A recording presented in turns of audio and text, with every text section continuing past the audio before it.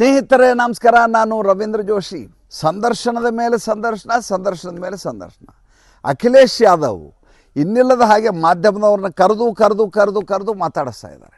ಈಗ ಏನು ಅರ್ಜೆಂಟ್ ಇದೆ ಇವ್ರಿಗೆ ಯಾಕೆ ಬೇಕು ಈ ರೀತಿಯ ಸಂದರ್ಶನ ಅಂದರೆ, ಆತನಿಗೆ ಭಯ ಹುಟ್ಟಿಸೋದು ಯಾವುದಪ್ಪ ಅಂತಂದರೆ ಬಿಹಾರದ ಚುನಾವಣೆಗಳು. ಬಿಹಾರದ ಚುನಾವಣೆಯಲ್ಲಿ ಈತನ ಪಾತ್ರ ಏನು ಅಂತ ನೀವು ಆಲೋಚನೆ ಮಾಡಿದರೆ, ಬಿಹಾರದ ಚುನಾವಣೆ ಈತನಿಗೆ ಮುಂದಿನ 2027 ಚುನಾವಣೆ ಇದೆಯಲ್ಲ, ಅದು ಭಾಳ ದಿಕ್ಸೂಚಿ ಅಂತ ಆತ ಅಂದ್ಕೊಂಡಿದ್ದಾನೆ. ಏಕೆಂದರೆ ಸೇಮ್ ಕಾಂಬಿನೇಷನ್ ಅಲ್ಲಿಯೂ ಕೆಲಸ ಮಾಡುತ್ತೆ. ಬಿಹಾರದಲ್ಲಿ ಯಾದವರು ಮತ್ತು ಮುಸಲ್ಮಾನರು ಇವರ ವೋಟ್ ಶೇರ್ ಅದು ಚುನಾವಣೆಯಲ್ಲಿ ನಿರ್ಣಾಯಕವಾದಂಥ ಒಂದು ದೊಡ್ಡದಾದಂಥ ಚಂಕ್. ಉತ್ತರ ಪ್ರದೇಶದಲ್ಲಿ ಅಗೇನ್ ಯಾದವರು ಮತ್ತು ಮುಸಲ್ಮಾನರು ಆ ಒಂದು ಚಂಕ್ ಏನಿದೆ ಅದು ಚುನಾವಣೆಯ ಫಲಿತಾಂಶದಲ್ಲಿ ನಿರ್ಣಾಯಕವಾದಂಥ ತೀರ್ಮಾನವನ್ನು ಮಾಡುತ್ತೆ. ನೋಡಿ, ಈ ದೇಶದ ಅತಿ ದೊಡ್ಡ ದುರಂತ ಏನಪ್ಪ ಅಂತಂದರೆ, ಪ್ರತಿ ವರ್ಷದಲ್ಲೂ ಒಂದು 2-3 ಚುನಾವಣೆ. ಈಗ ಬಿಹಾರದ ಚುನಾವಣೆ ಆಯಿತಾ, ಬಿಹಾರದ ಚುನಾವಣೆ ಆದ ತಕ್ಷಣ ನೋಡಿದರೆ ನಿಮಗೆ ಪಶ್ಚಿಮ ಬಂಗಾಳದ ಚುನಾವಣೆ ಬರುತ್ತೆ. ಪಶ್ಚಿಮ ಬಂಗಾಳದ ಚುನಾವಣೆ ಆದ ಕೂಡಲೇ ನಿಮಗೆ ಅಸ್ಸಾಮು, ಕೇರಳ, ತಮಿಳುನಾಡು ಚುನಾವಣೆಗಳು ಬರ್ತವೆ. ಈ 3 ಚುನಾವಣೆ ಆಗ್ತಿರಂಗೆ ಇದ್ದಕ್ಕಿದ್ದ ಹಾಗೆ ಉತ್ತರ ಪ್ರದೇಶದ ಚುನಾವಣೆ ಬರುತ್ತೆ. ಹಿಂಗೆ ನೋಡ್ತಿರಂಗೆ 2029 ಲೋಕಸಭಾ ಚುನಾವಣೆ ಬರುತ್ತೆ. ನರೇಂದ್ರ ಮೋದಿಯವರ 10 ಆಲೋಚನೆಗಳಲ್ಲಿ ಮತ್ತು ಈ ದೇಶಕ್ಕೆ ಒಳಿತು ಮಾಡಬೇಕು ಅನ್ನುವಂಥ ಅವರ ಸಂಕಲ್ಪದಲ್ಲಿ ಭಾಳ ದೊಡ್ಡ ಮಟ್ಟದಲ್ಲಿ ಇರೋದು ಯಾವುದಪ್ಪ ಅಂತಂದರೆ, ಒನ್ ನೇಷನ್ ಒನ್ ಎಲೆಕ್ಷನ್. ಯಾವಾಗಲೂ ಅದನ್ನ ಹೇಳ್ತಾರೆ ಅವರು. ಒಂದು, ಇದರಿಂದಾಗಿ ಆಡಳಿತ ಯಂತ್ರ ಪದೇ ಪದೇ ಪದೇ ಪದೇ ಚುನಾವಣಾ ಪ್ರಕ್ರಿಯೆಯಲ್ಲಿ ತನ್ನ ತೊಡಗಿಸಿಕೊಂಡು ಅಭಿವೃದ್ಧಿ ಕೆಲಸ ಕುಂಠಿತ ಆಗುವ ಹಾಗೆ ಮಾಡ್ತದೆ. ಚುನಾವಣೆ ಇರೋದರಿಂದ ಯಾವುದೇ ಕೆಲಸ ಮಾಡಲಿಕ್ಕಾಗಲ್ಲ. ಅಷ್ಟು ಸಂದರ್ಭದ ಸಮಯದಲ್ಲಿಯೂ ಕೂಡ ಜಿಲ್ಲಾ ಮ್ಯಾಜಿಸ್ಟ್ರೇಟು, SP, ಅಲ್ಲಿರುವಂಥ ರೆವಿನ್ಯೂ ಸಿಬ್ಬಂದಿ, ಯಾಕೆ ಚುನಾವಣಾ ಆಯೋಗಕ್ಕೆ ಅವರದೇ ಆದಂಥ ಸಿಬ್ಬಂದಿ ವರ್ಗ ಇರೋದಿಲ್ಲ. ಯಾವ ರಾಜ್ಯದಲ್ಲಿ ಚುನಾವಣೆ ನಡೆಯುತ್ತೋ ಆ ರಾಜ್ಯದ ಆಡಳಿತ ವ್ಯವಸ್ಥೆ ಏನಿರುತ್ತೆ ಅದು ಚುನಾವಣಾ ಪ್ರಕ್ರಿಯೆಯಲ್ಲಿ ತನ್ನನ್ನು ತಾನು ತೊಡಗಿಸ್ಕೊಳ್ಳುತ್ತೆ. ಆ ಸಂದರ್ಭದಲ್ಲಿ ಅವರಿಗೆ ತರಬೇತಿ ಕೊಡಬೇಕು, ಹೇಗೆ ಚುನಾವಣೆ ಮಾಡಬೇಕು ಅಂತ ಹೇಳ್ಕೊಡ್ಬೇಕು, ವಿಜಿಲೆನ್ಸ್ ಅಂದರೆ ಏನಂತ ಹೇಳ್ಕೊಡ್ಬೇಕು, ಮತ ಎಣಿಕೆಗೆ ಬೇಕಾದಂಥ ವ್ಯವಸ್ಥೆಯನ್ನು ಮಾಡಬೇಕು. ಎಲ್ಲವೂ ಕೂಡ ಆಯಾ ರಾಜ್ಯದ ಸಿಬ್ಬಂದಿಗಳ ಮೂಲಕ ಆಗಬೇಕು. ಅಷ್ಟೂ ಕಾಲ ಇಡೀ ಆಡಳಿತ ಯಂತ್ರ ಸಂಪೂರ್ಣವಾಗಿ ಕುಸಿದು ಹೋಗುತ್ತೆ. ನರೇಂದ್ರ ಮೋದಿ ಒಬ್ಬರಿಗೆ ಎಲ್ಲವನ್ನು ಏಕಕಾಲಕ್ಕೆ ಮಾಡಲಿಕ್ಕೆ ಸಾಧ್ಯ ಆಗುವಂಥದ್ದು ಮಲ್ಟಿ ಟಾಸ್ಕ್ ಆಪರೇಟರ್ ಅಂತ ಯಾರಾದರೂ ಮ್ಯಾನೇಜ್ ಮಾಡುವಂಥ ವ್ಯಕ್ತಿ ಯಾರಾದರೂ ಇದೆ, ಅದು one and only Narendra Modi. ಅವರು ಚುನಾವಣೆಯನ್ನು ನಡೆಸ್ತಾರೆ, ರ್ಯಾಲಿಗಳಿಗೂ ಹೋಗ್ತಾರೆ, ಅಭಿವೃದ್ಧಿ ಕೆಲಸಗಳಲ್ಲಿಯೂ ತಮ್ಮನ್ನು ತಾವು ತೊಡಗಿಸ್ಕೋತಾರೆ, ವಿದೇಶ ಪ್ರವಾಸವನ್ನೂ ಮಾಡ್ತಾರೆ, ಹೊಸ ಯೋಜನೆಗಳನ್ನು ಪ್ರಾರಂಭ ಮಾಡ್ತಾರೆ ಮತ್ತು ಹೊಸ ಬ್ಲೂ ಪ್ರಿಂಟನ್ನು ಮುಂದೆ ಏನು ಮಾಡಬೇಕು ಅಂತ ರೆಡಿ ಮಾಡಿಸ್ತಾರೆ. ಏಕಕಾಲಕ್ಕೆ 100 ಕೆಲಸಗಳನ್ನು ಇಷ್ಟೂ ಮೈ ಮೇಲೆ ಹಾಕ್ಕೊಂಡು ಇಷ್ಟನ್ನು ಯಶಸ್ವಿಯಾಗಿ ನಿರ್ವಹಿಸುವಂಥ ಒಬ್ಬನೇ ವ್ಯಕ್ತಿ ಜಗತ್ತಲ್ಲಿ ಯಾರಾದರೂ ಇದ್ದರೆ ಕೇವಲ ಮತ್ತು ಕೇವಲ ನರೇಂದ್ರ ಮೋದಿ. ಇದೇನು ಉತ್ಪ್ರೇಕ್ಷೆ ಅಲ್ಲ, ಅತಿಶಯ ಅಲ್ಲ, ಯಾರನ್ನೂ ಹೊಗಳಲಿಕ್ಕೋಸ್ಕರ ಹೇಳ್ತಾ ಇದ್ದೀನಿ ಅಂತಲ್ಲ, ಇರುವಂಥ ವಾಸ್ತವ ಸ್ಥಿತಿ. ಹಾಗೆ ಎಲ್ಲರಿಗೂ ಸಾಧ್ಯ ಆಗೋದಿಲ್ಲ. ಒಬ್ಬ ವ್ಯಕ್ತಿ ಏಕಾಗ್ರತೆಯಿಂದ 1, 2, 3 ಕೆಲಸ ಮಾಡಿ 100 ಕೆಲಸ ಏಕಕಾಲಕ್ಕೆ ಮಾಡೋದ್ರೆ ಹೆಂಗೆ ಮಾಡ್ಲಿಕ್ಕೆ ಸಾಧ್ಯ? ಈ ಕಾರಣದಿಂದ ಅವರು ರಾಮನಾಥ್ ಕೋವಿಂದ್ ಅವ್ರನ್ನ ಕರೆದು ಒಂದು ಕಮಿಟಿಯನ್ನು ಮಾಡಿ ಒನ್ ನೇಷನ್ ಒನ್ ಎಲೆಕ್ಷನ್ ಅಂತ ಮಾಡಿ ಅಂತ ಶುರು ಮಾಡಿದರು. ಮೊದಲಿಂದ ಇದ್ದದ್ದೇ ಒನ್ ನೇಷನ್ ಒನ್ ಎಲೆಕ್ಷನ್ನು. ಇದ್ದಕ್ಕಿದ್ದಾಗೆ ಅಟಲ್ ಬಿಹಾರಿ ವಾಜಪೇಯಿ ಅವರ ಅಧಿಕಾರದ ಸಂದರ್ಭದಲ್ಲಿ ಇದ್ದಕ್ಕಿದ್ದಾಗೆ ಪ್ರಮೋದ್ ಮಹಾಜನ್ ಎನ್ನುವಂಥ ಪಡಪೋಷಿ, ಭಾಳ ಬುದ್ಧಿವಂತ ಪ್ರೈಮರಿ ಸ್ಕೂಲ್ ಟೀಚರ್ ಆತ. ನಿಮ್ಗೆ ಗೊತ್ತಿರಲಿ, ಮಹಾರಾಷ್ಟ್ರದಲ್ಲಿ ಭಯಂಕರ ತಲೆವಾನ. ಎಂಥ ತಲೆವಾನ ಅಂತಂದರೆ ಏನು ಬೇಕಾದರೂ ಯಾರ ಹತ್ರ ಹೋಗಿ ಏನು ಬೇಕಾದ್ರೂ ಕೆಲಸ ಮಾಡಿಸ್ಕೊಂಡು ಬರುವಷ್ಟು ಎಫಿಷಿಯಂಟ್ ಸಮರ್ಥನಾದಂಥ ವ್ಯಕ್ತಿಯಾಗಿದ್ದರು ಅವರು ಪ್ರಮೋದ್ ಮಹಾಜನ್. ಅವ್ರನ್ನ ತುಂಬ ನಂಬ್ತಾಯಿದ್ರು ಅಟಲ್ ಬಿಹಾರಿ ವಾಜಪೇಯಿ ಅವರು. ಒಬ್ಬ school teacher, primary school, high school teacher ಅವರು.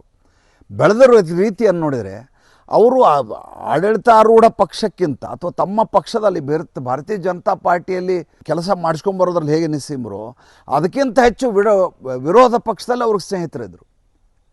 ಅವರು ಚುನಾವಣೆಯನ್ನು ಬೇಗ ಮಾಡಿಬಿಡೋಣ, ನಿಮ್ಮ ಪರವಾಗಿ ಇದೆ ಒಲವು ಜನರಿಗೆ ಅಂಥೇಳಿ ಅಟಲ್ ಬಿಹಾರಿ ವಾಜಪೇಯಿ ಅವರು ದಿಕ್ಕು ತಪ್ಪಿಸಿ ಚುನಾವಣೆಯಲ್ಲಿ ಸೆಣಸುವ ಹಾಗೆ ಮಾಡಿದರು. ದೇಶ ಪ್ರಜ್ವಲಿಸ್ತಾ ಇದೆ, ಪ್ರಕಾಶಮಾನವಾಗಿದೆ ಅಂತ ಸ್ಲೋಗನನ್ನು ಕೊಟ್ಟರು. ಇನ್ನಿಲ್ಲದ ಹಾಗೆ 2004 ಚುನಾವಣೆಯಲ್ಲಿ ಸೋಲಬೇಕಾದಂಥ ಅನಿವಾರ್ಯತೆ ಬಂದು ಒದಗಿತು. ಅದು ಬಿಟ್ಟರೆ ಈ ದೇಶದಲ್ಲಿ ಒನ್ ನೇಷನ್ ಒನ್ ಎಲೆಕ್ಷನ್ ಇತ್ತು, ಮಧ್ಯೆ ಮಧ್ಯೆ ಬೇರೆ ಬೇರೆ ಕಡೆ ಆಗ್ತಾಯಿತ್ತು, ಆದರೆ ಕಾನ್ಸೆಪ್ಟ್ ಅದೇ ಇದ್ದದ್ದು. ನರೇಂದ್ರ ಮೋದಿ ಮತ್ತೆ ಅದನ್ನು ವಾಪಸ್ ತರಬೇಕು ಅಂತ ಪ್ರಯತ್ನ ಮಾಡ್ತಾಯಿದ್ರು. ಯಾಕೆಂದರೆ ಇಲ್ಲದೆ ಹೋದರೆ ಈ ದೇಶದಲ್ಲಿ ಇಡೀ ವರ್ಷ ಹಿಂದೂ ಧರ್ಮವನ್ನು ಚುನಾವಣೆಯ ಹೆಸರಿನಲ್ಲಿ ನಿರಂತರವಾಗಿ ತುಳಿಯುವಂಥ, ದೌರ್ಜನ್ಯ ಮಾಡುವಂಥ, ಅದನ್ನು ಹೇಯಕರವಾಗಿ ನೋಡುವಂಥ, ಅವಾಚ್ಯವಾಗಿ ನಿಂದಿಸುವಂಥ ಕೆಲಸ ನಡೀತಾನೇ ಇರುತ್ತೆ. ತೇಜಸ್ವಿ ಯಾದವ್ ಥರದವರು ಬೇಕು ಅಂತಲೇ ನಮ್ಮ ಶ್ರಾವಣ ಮಾಸದಲ್ಲಿ ಮೀನುಗಳನ್ನು ಹಿಂಗೆ ಹಿಡ್ಕೊಂಡು ಮುಖೇಶ್ ಸಾಹ್ನಿ ಜೊತೆ ಫ್ಲೈಟಲ್ಲಿ ಹಿಂಗೆ ತೋರಿಸ್ತಾರೆ. ಮೊನ್ನೆ ಒಂದು ವಿಡಿಯೋ ನೋಡಿದೆ, ಮನುಷ್ಯಂದು ಎಷ್ಟು ಖರಾಬ್ ಇದ್ದಾರೆ ಅಂದರೆ, ಈ ಸಿವಿಕ್ ಸೆನ್ಸ್ ಅಂತ ಒಂದಿರುತ್ತೆ, ಅಂದರೆ ನಾಗರಿಕ ಪ್ರಜ್ಞೆ ಅಂತೇಳಿ.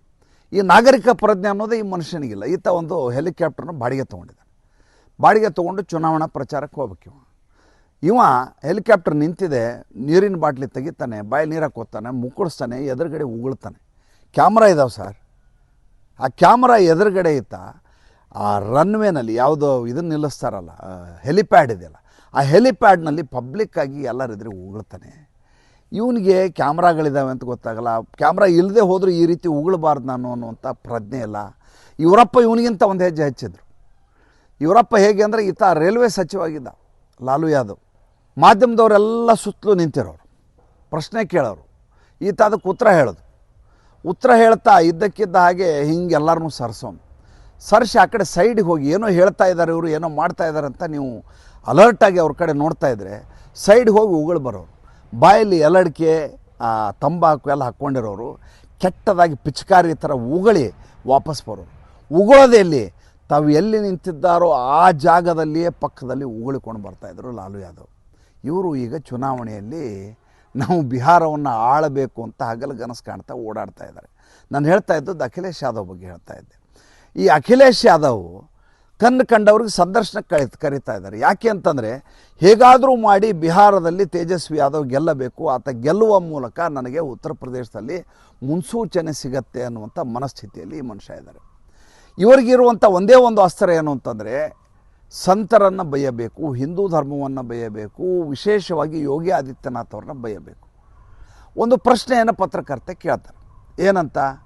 ನಿಮ್ಮದು ನೆಪೋಟಿಸಮ್ನ ರಾಜಕಾರಣ ಅಂತೆ, ನಿಮ್ಮ ಕುಟುಂಬದವರೇ 5 ಜನ ಸಂಸತ್ ಸದಸ್ಯರಾಗಿದ್ದಾರಂತೆ, ನಿಮ್ಮ ಕಡೆಯವರಿಗೆ 42 ಟಿಕೆಟ್ಗಳನ್ನು ಸಂಸತ್ ಚುನಾವಣೆಯ ಸಂದರ್ಭದಲ್ಲಿ ಕೊಟ್ಟಿದ್ದೀರಂತಲ್ಲ, ಹೌದು ಇದು ಸರಿನಾ ಅಂತ ಪ್ರಶ್ನೆ ಕೇಳ್ತಾರೆ. ನನಗೆ ಕುಟುಂಬ ಇದೆ, ಆದ್ದರಿಂದ ಟಿಕೆಟ್ ಕೊಟ್ಟಿದ್ದೀನಿ, ಆತನಿಗೆ ಕುಟುಂಬ ಇಲ್ಲ, ಆತನಿಗೂ ಕುಟುಂಬ ಮಾಡ್ಕೊಂಡು ಟಿಕೆಟ್ ಕೊಡೋಕ್ಕೆ ಹೇಳಿ ಅಂತ ಯೋಗಿ ಆದಿತ್ಯನಾಥ್ಗೆ ಅಖಿಲೇಶ್ ಯಾದವ್ ಹೇಳ್ತಾರೆ. ಇದು ಉಡಾಫೆ, ಹುಂಬತನ, ದುರಹಂಕಾರ ಹೌದು ಅಲ್ಲ? ದಯವಿಟ್ಟು ನನಗೆ ಹೇಳಿ. ಇನ್ನೊಂದು ಪ್ರಶ್ನೆಯನ್ನು ಕೇಳಲಾಗತ್ತೆ. ಇನ್ನಿಲ್ಲದ ಹಾಗೆ ನಿಮ್ಮ ಕಾಲದಲ್ಲಿ ರೌಡಿಸಮ್ ಜಾಸ್ತಿ ಆಗ್ತಾ ಇತ್ತಂತೆ, ಭ್ರಷ್ಟಾಚಾರ ಅತಿರೇಕವಾಗಿತ್ತಂತೆ, ಇದನ್ನೆಲ್ಲ ಸದೆ ಬಡಿಯಲಿಕ್ಕೆ ನಾನು ಬಂದಿದ್ದೀನಿ ಅಂತ ಯೋಗಿ ಆದಿತ್ಯನಾಥ್ ಹೇಳ್ತಾರಲ್ಲ ಅಂತ ಹೇಳಿದ ತಕ್ಷಣ ಹೇಳ್ತಾರೆ, ಯಾರಿಗೆ ತಾಕತ್ತಿರುತ್ತೋ ಅವರು ಹೋರಾಟ ಮಾಡ್ತಾರೆ, ಯಾರಿಗೆ ತಾಕತ್ತಿರೋದಿಲ್ಲ ಅವ್ರು ಏನು ಹೊಡೆದಾಟ ಮಾಡ್ತಾರೆ ಅಂತ ಹೇಳ್ತಾರೆ. ಇನ್ನೊಂದು ಪತ್ರಿಕಾಗೋಷ್ಠಿಯಲ್ಲಿ ಹೇಳ್ತಾರೆ, ನೋಡಿ ನನ್ನ ಸರ್ಕಾರ ಬಂದರೆ ಯಾವ ರೀತಿ ನಿರ್ವಹಿಸ್ತೀನಿ ಅಂದರೆ, ಪೊಲೀಸ್ ಕಾನ್ಸ್ಟೇಬಲ್ಗೆ ಪರೀಕ್ಷೆಗಳೇ ಇರೋದಿಲ್ಲ, ಪೊಲೀಸರಿಗೆ ಬೇಕಾಗಿದ್ದೇನು ದೇಹದಾರ್ಢ್ಯ. ನಾನೇನು ಮಾಡ್ತೀನಿ, ನಾನು SLCನೋ PUCನೋ ಪಾಸ್ ಆಗಿದ್ದರಾಯ್ತು, ಅವರಿಗೆಲ್ಲ ಫಿಸಿಕಲ್ ಟೆಸ್ಟ್ಗಳನ್ನು ಮಾಡ್ತೀನಿ. ಫಿಸಿಕಲ್ ಟೆಸ್ಟಲ್ಲಿ ಅವ್ರು ಪಾಸ್ ಆಗಿಬಿಟ್ರೆ ಅವರೆಲ್ಲ ಪೊಲೀಸ್ ಆಫೀಸರು, DSP ಎಲ್ಲ ಆಗ್ಬೋದು. ಅದಕ್ಕೋಸ್ಕರ ಎಕ್ಸಾಮ್ ಎಲ್ಲ ಬರೀಬೇಕಾದ ಅಗತ್ಯ ಇಲ್ಲ. ನನ್ನ ಸರ್ಕಾರ ಬಂದರೆ ಯಾರ್ಯಾರು ನಮ್ಮ ವಿರುದ್ಧ ಈಗ ಪಿತೂರಿ ಮಾಡಿದರೋ ಅವ್ರಿಗೆ ಎನ್ಕೌಂಟರ್ ಮಾಡಿಸ್ತೀನಿ. ಈ ರೀತಿಯಾದಂಥ ಹೇಳಿಕೆಗಳನ್ನು ಅಖಿಲೇಶ್ ಯಾದವ್ ಕೊಡ್ತಾ ಇದ್ದಾರೆ. ಇದೇ ರೀತಿ ಹೇಳಿಕೆಗಳನ್ನು ತೇಜಸ್ವಿ ಯಾದವನ ಬೆಂಬಲಿಗರಿದಾರಲ್ಲ ಅವರು ಕೂಡ ಕೊಡ್ತಾ ಇದ್ದಾರೆ. ಅವರ ವಿಶೇಷತೆ ಏನಪ್ಪ ಅಂತಂದರೆ, ಇವರೆಲ್ಲ ಮಾರಕಾಸ್ತ್ರಗಳನ್ನ ಹಿಡ್ಕೊಂಡಿರ್ತಾರೆ. ನಾನು ಹಿಂದಿನ ಸಂಚಿಕೆಯಲ್ಲಿ ಹೇಳಿದೆ, ಹೇಗೆ ಅಲ್ಲಿ ಚುನಾವಣೆಯಲ್ಲಿ ತನ್ನ ಕಾಲ ಮೇಲೆ ತಾನೇ ಕಲ್ಲು ಹಾಕೋತಾ ಇದ್ದಾರೆ ತೇಜಸ್ವಿ ಯಾದವ್ ಅಂತೇಳಿ. ಅವರು ಗನ್ನನ್ನು ಹಿಡ್ಕೊಳ್ಳೋದು, ಭೂರಾಭಾರ್ ಅಂತೇಳಿ ಒಂದು ಮಾತು ಹೇಳ್ತಾರೆ ಅವರಲ್ಲಿ. ಭೂರಾಭಾರ್ ಸಾಫ್ ಕರೋ ಅಂತ. ಏನಿದು ಭೂರಾಭಾರ್ ಅಂದರೆ? ಭೂ ಅಂದರೆ ಭೂಮಿಹಾರ್ ಬ್ರಾಹ್ಮಣರು ಅನ್ನೋದಲ್ಲಿ ಒಂದು ವರ್ಗ. ನಮ್ಮಲ್ಲಿ ಹೆಂಗೆ ಇಲ್ಲಿ ಮಾಧವರು, ಸ್ಮಾರ್ತರು, ಗೃಹಸ್ಥರು, ನಾವು ದೇಶಸ್ಥರು, ನಾವೆಲ್ಲ ಹೆಂಗೆ ನಮ್ಮಲ್ಲಿ ಪಂಗಡಗಳೆಲ್ಲ ಇದ್ದಾವೆ, ಆ ರೀತಿಯಲ್ಲಿ ಭೂಮಿಹಾರ್ ಬ್ರಾಹ್ಮಣರು ಅಂತ ಭಾಳ ದೊಡ್ಡದಾದಂಥ ಕಮ್ಯುನಿಟಿ ಮತ್ತು ಅಲ್ಲಿ ನಿರ್ಣಾಯಕವಾದ ಮತಗಳವರು. ಆಮೇಲೆ ಭೂರಾಭಾರ್ ಅಂದ್ಕೋ ರಾಜಪೂತರು, ಭೂಮಿಹಾರ್ ಬ್ರಾಹ್ಮಣರು, ಆಮೇಲೆ ಕಾಯಸ್ಥರು ಅಂದರೆ ವೈಶ್ಯರು ಅಂತ ಏನು ಹೇಳ್ತೇವಲ್ಲ, ಬಣಿಜಿಗರು ಅಂತ ನಮ್ಮಲ್ಲಿ ಹೇಳ್ತಾರೆ, ಅಥವಾ ಶೆಟ್ರು ಅಂತ ಹೇಳ್ತಾರೆ, ವ್ಯಾಪಾರ ಮಾಡುವಂಥ ಒಂದು ಕಮ್ಯುನಿಟಿ. ಇವ್ರನ್ನೆಲ್ಲ ಸಾಫ್ಕರು ಅಂತೆ, ಅವ್ರನ್ನೆಲ್ಲ ಅಲ್ಲಿಂದ ಓಡಿಸುವ ಮೂಲಕ ಸರ್ಕಾರ ನಡೆಸೋದು. ಹೇಗೆ ಸಿದ್ದರಾಮಯ್ಯನ ಸರ್ಕಾರದಲ್ಲಿ ಒಂದು ಮಾತಿದೆ, ಜಲೇಬಿ ಅಂತ ಹೇಳ್ತಾರೆ. ನೀವು ಯಾರಿಗೆ ರಾಜಕಾರಣದಲ್ಲಿ ತೀರಾ ಹತ್ತಿರ ಇರೋರು ಹೋಗಿ ಕೇಳಿ, ಜಲೇಬಿ ಅಂದರೆ ಏನು, ಸಿದ್ದರಾಮಯ್ಯ ಅವ್ರದ್ದು ಒಂದು ಪಾಲಿಸಿ ಇದೆಯಂತಲ್ಲ ಅಂತ ಕಿವಿಲಿ ಹೋಗಿ ಕೇಳಬೇಕು. ಜೋರಾಗಿ ಕೇಳಿದ್ರೆ ಹೇಳಲ್ಲ ಅವರು, ಯಾಕಂದರೆ ಅವರು ಸಮಾಜವಾದಿ. ಸಿದ್ದರಾಮಯ್ಯನವರು ಭಾಳ ದೊಡ್ಡ ಮಟ್ಟದ ಸಮಾಜವಾದಿ. ಅದಕ್ಕೆ ಪ್ರಕಾಶ್ ರಾಜ್ಗೆ ರಾಜ್ಯೋತ್ಸವ ಪ್ರಶಸ್ತಿ ಕೊಟ್ಟಿದ್ದವರು. ಸಮಾಜವಾದಿಗಳು ಯಾರ್ಯಾರಿದ್ದಾರೋ ಅವ್ರು ಕೊಡ್ತಾರೆ. ಅವರು ಈ ಜಲೇಬಿ ಅಂದರೆ ಏನು ಅಂತ ಕೇಳಿದಾನೆ. ಜಲೇಬಿ ಅಂತಂದ್ರೆ ಜಿ ಅಂದರೆ ಗೌಡ್ರಂತೆ, ಎಲ್ ಅಂದರೆ ಲಿಂಗಾಯತರಂತೆ, ಬಿ ಅಂದರೆ ಬ್ರಾಹ್ಮಣರಂತೆ. ಗೌಡ್ರು ಲಿಂಗಾಯತರು ಬ್ರಾಹ್ಮಣರನ್ನ ಸಂಪೂರ್ಣವಾಗಿ ಸಾಫ್ ಮಾಡಿ ಅವ್ರನ್ನ ಸಂಪೂರ್ಣವಾಗಿ ಹತ್ತಿಕ್ಕಿ ರಾಜಕಾರಣ ಮಾಡಬೇಕು ಅನ್ನೋದು ಅವ್ರದ್ದು ರಹಸ್ಯ ತಂತ್ರಗಾರಿಕೆ ಅಂತೆ. ಇದನ್ನು ಹೇಳಿದ್ದು ಯಾರು? ಸ್ವತಃ ಅವ್ರಿಗೆ ತೀರಾ ಹತ್ತಿರ ಯಾರಿದ್ದಾರೆ ಅವ್ರು ಹೇಳಿರೋ ಮಾತಿದ್ದು. ಬೇರೆ ಯಾರೋ ಮೂರನೇದವ್ರು ಮಾತಾಡಿದರೆ ನಾವು ಅದನ್ನು ಒಪ್ಲಿಕ್ಕೆ ಸಾಧ್ಯ ಇಲ್ಲ. ಅಂದರೆ ಈ ರಾಜಕಾರಣದಲ್ಲಿ ಎಲ್ಲರನ್ನೂ ಕರ್ಕೊಂಡು ಹೋಗಿ ನಾವು ದೇಶವನ್ನು ಆಳಬೇಕು ಅನ್ನುವಂಥ ಒಂದು ಏನು ನೀತಿ ಇದೆ, ರಾಜಧರ್ಮ ಅಂತೀವಿ, ಅದಕ್ಕೆ ತದ್ವಿರುದ್ಧವಾಗಿ ನಡ್ಕೊಳ್ಳಿಕ್ಕೆ ಆ ಕಡೆ ತೇಜಸ್ವಿ ಯಾದವ್ ಭೂರಾಭಾರ್ ಅಂತ ಹೇಳ್ಕೊಂಡು ಓಡಾಡ್ತಾರೆ. ಈ ಕಡೆ ಅಖಿಲೇಶ್ ಯಾದವ್ ಹೇಗಾದರೂ ಮಾಡಿ ಅಂತ ಒಬ್ಬ ರೌಡಿ ಗೆಲ್ಲಬೇಕು, ಗೆದ್ದರೆ ತಾನು ಈ ಬಾರಿಯ ಚುನಾವಣೆಯಲ್ಲಿ ಗೆಲ್ಲಕ್ಕೆ ಸಾಧ್ಯ ಅಂತ ಈತ ಅನ್ಕೋತಾರೆ. ಇದು ಇವತ್ತು ಬಿಹಾರ, ಉತ್ತರ ಪ್ರದೇಶದಲ್ಲಿ ನಡೀತಾ ಇರುವಂಥ ರಾಜಕಾರಣ. ನಿನ್ನೆ ಕಮೆಂಟ್ ಬಾಕ್ಸಲ್ಲಿ ಒಬ್ಬರು ಹಾಕಿದ್ರು, ಏನು ಸ್ವಾಮಿ ನೀವು ಬಿಹಾರದ ಚುನಾವಣೆಯನ್ನು ಮರ್ತು ಬಿಟ್ಟಿದ್ದೀರಾ ಅಂತ. ಬಿಹಾರದ ಚುನಾವಣೆಯ ಬಗ್ಗೆ ನಾನು ಸಂಗ್ರಹ ಮಾಡಿರೋ ವಿಚಾರಗಳಿದಾವಲ್ಲ, ನೀವು ಯೋಚನೆ ಮಾಡಲಿಕ್ಕೆ ಸಾಧ್ಯ ಇಲ್ಲ, ಅಷ್ಟು ಡಾಟಾ ನನ್ನ ಹತ್ರ ಇದೆ. ನಮ್ಮ ವೀಕ್ಷಕರು ಅದ್ರ ಬಗ್ಗೆ ಹೆಚ್ಚಿನ ಆಸಕ್ತಿ ತೋರಿಸ್ತಾ ಇಲ್ಲ, ಯಾಕೋ ಬಿಹಾರದ ಚುನಾವಣೆಯ ಬಗ್ಗೆ. ನಾನು ಬಿಹಾರದ ಚುನಾವಣೆಯ ಬಗ್ಗೆ ಅನಾಲಿಸಿಸ್ ಮಾಡಿದಾಗೆಲ್ಲ ಕಮೆಂಟ್ಗಳನ್ನು ನೋಡ್ತೀನಿ. ತೀರಾ ಆಸಕ್ತಿಯಿಂದ ಅದನ್ನ ನೋಡಿ ಏನಾಗಬಹುದು ಅನ್ನುವಂಥ ಉಮೇದು ನಮ್ಮ ಸಾಮಾಜಿಕ ಪರಿವಾರದ ಬಂಧುಗಳಲ್ಲಿ ಇಲ್ಲದೇ ಇರೋದರಿಂದ ಹೆಚ್ಚಿಗೆ ಸಂಚಿಕೆಗಳನ್ನು ಮಾಡಿಲ್ಲ. ಆದರೆ ಒಂದಂತೂ ದಿಟ್ಟ, ಬಿಹಾರ, ಉತ್ತರ ಪ್ರದೇಶದ ಚುನಾವಣೆಗಳು ಈ ದೇಶದ ಭವಿಷ್ಯವನ್ನು ರೂಪಿಸುವಂಥ ಚುನಾವಣೆಗಳು. ನಾವು ಯಾವತ್ತೂ ಇದನ್ನು ಗಂಭೀರವಾಗಿ ಪರಿಗಣಿಸಬೇಕು. ಮತ್ತು ಮುಂದಿನ ಸಂಚಿಕೆಯಲ್ಲಿ ಮಾತಾಡ್ತೀನಿ. ಈ ಸಂಚಿಕೆ ಹೆಂಗೆ ಅನ್ನಿಸ್ತು ದಯವಿಟ್ಟು ಒಂದು ಲೈನ್ ದಯವಿಟ್ಟು ಹಾಕಿದರೆ ನಾನು ಓದಿ ಮುಂದೆ ಸಂಚಿಕೆ ಮಾಡಲಿಕ್ಕೆ ನನಗದು ದಿಕ್ಸೂಚಿ ಆಗುತ್ತೆ ಅಲ್ವಾ. ಮತ್ತು ಮುಂದಿನ ಸಂಚಿಕೆಯಲ್ಲಿ ಸಿಗೋಣ. ನಮ್ಮ ಮುಕ್ತ ಪತ್ರಿಕೋದ್ಯಮಕ್ಕೆ ದಯವಿಟ್ಟು ಜೊತೆಗೆ ನಿಲ್ಲಿ, ಶೇರ್ ಮಾಡೋದನ್ನು ಮರಿಬೇಡಿ. ಯಾಕಂದರೆ ಹೆಚ್ಚು ಜನರಿಗೆ ನಾವು ತಲುಪುವ ಮೂಲಕ ನಾವು ಇದೊಂದು ಜ್ಞಾನ ಅಭಿಯಾನ ಅಂತ ಅಂದ್ಕೊಂಡಿರೋದು ನಾನು. ಅದಕ್ಕೆ ನನ್ನ ಜೊತೆ ಸಾಥ್ ಕೊಡಿ. ನಮಸ್ಕಾರ.